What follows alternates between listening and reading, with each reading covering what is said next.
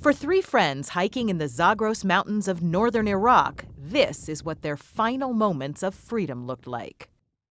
These images, taken by the hikers that morning, were recovered after being erased from their camera by Iranian police. I just remembered what an incredible time we were having together that day, how much we enjoyed being together. But I also look at myself in those pictures and I think I'll never be that person again. Sarah Shourd, Shane Bauer, and Joshua Fattal were walking up a ridge when armed soldiers appeared in the distance and waved them over. And then when we actually got to them, they pointed at the ground and they said that we were in Iran. And we had absolutely no idea that we were even anywhere near Iran. There are very few moments in your life where everything changes forever, and that was one of those moments. With all the lovely places in the world that you guys could go for a hike, why choose that one?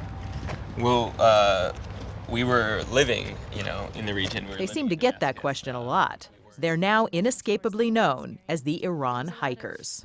In retrospect, I wish we hadn't hiked so far. But that's in hindsight. That's On in that hindsight. day, you didn't think you were doing anything wrong.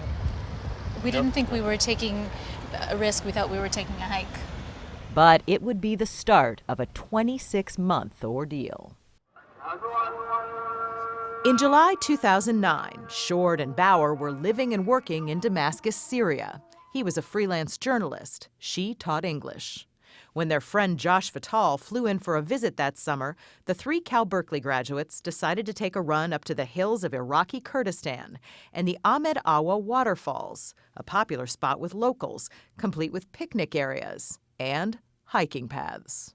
Ahmed Awa was a stone's throw away from the Iran-Iraq border, but they say they had absolutely no intention of crossing it. It was a perfect day, and the trail beckoned. Were there any markings saying that there was a border? No, there were no markings. A fence? No, nothing. I mean, No sign? No. And did anyone say to you, you're dangerously close to the border? No. No, definitely not. Shourd, Bauer, and Fattal were taken into custody and driven to Tehran, where they were locked up on charges of espionage. Except for the occasional letter or phone call, the three friends were, for the most part, cut off from the world.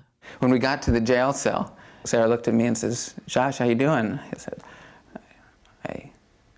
I want to have kids one day. And the hard part was, I realized immediately after that, was that if I were in America, I'm not sure I would have cared about three American hikers. You don't think so? I'm not sure I would have. Why not? I would have said, what the hell were they doing there? And then I would have said, there's tens of thousands of people who are in prison around the world unjustly, and why do I should care about these three? In fact, their families and friends had already begun a campaign to free them, but progress was maddeningly slow. There was the occasional bright spot. In the spring of 2010, their mothers were allowed to visit, and Bauer even managed to sneak into Shourd's prison cell one night for a few stolen moments of intimacy. I mean, I got to ask you, under those conditions, the last thing on my mind would be having sex, I think. To be quite blunt. Well, I mean, it's true, but when you're in those conditions, you realize what's really important to you, that becomes very clear. And on top of that, what keeps you alive as a prisoner, everything in your life is controlled. You have to get permission to go to the bathroom. You don't know if you're going to get a shower. You wait by the door for food to come. And we learned many ways to break the rules. And breaking the rules and resisting our conditions was what helped us stay sane and feel like we would never be broken. Still, after more than a year in solitary confinement, Sarah Shourd was depressed, hallucinating, and near the breaking point. I remember being balled up in the corner of my cell with my hands over my head, and I heard this screaming, and I thought it was from another prisoner in another cell, and it wouldn't stop, and all I could think is, can they please just stop? And then my cell door busted open and guards came in and started shaking me, and I realized that it was me, that I'd been screaming, and that they showed me the wall, and there were There were streaks of blood on the wall. I'd been beating at the walls until my knuckles were bloody. Free at last. Sarah Shourd was freed in September 2010 for what the Iranians said were humanitarian reasons, and $500,000 in bail reportedly paid by the Sultan of Oman. She wasted no time trying to free her friends. My disappointment at not sharing this with Shane and Josh was crushing, and I stand before you today only 1/3 free. The two men were tried and found guilty of espionage and sentenced to 8 more years.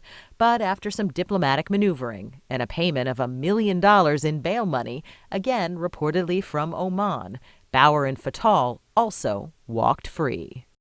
Tonight, 2 Americans held by Iran go free.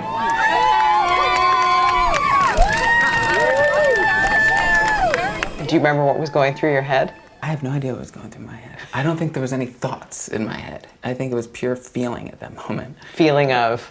Just joy and relief. And I was just swimming in it. Reunited once again, Sarah Shourd and Shane Bauer made it official. They were married a few months later and, along with Josh Fattal, wrote a book about their ordeal. Today, Shourd and Bauer have both found work that allows them to talk about prisoners' rights in the U.S. and around the world. Josh is now a doctoral candidate at New York University. But there's more to his story. In prison, he got a few letters from a junior high girlfriend, Jenny, and allowed himself to hope that he would, one day, see her again.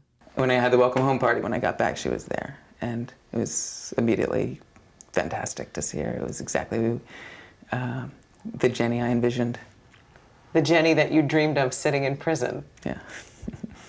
They're together now and living in New York City. What's the best part about being home? I can hear the best part of being home in the background. His name is Isaiah. He's 7 months old, and a reminder of how good life on the outside can be. The baby's middle name is Azad, the Farsi word for free.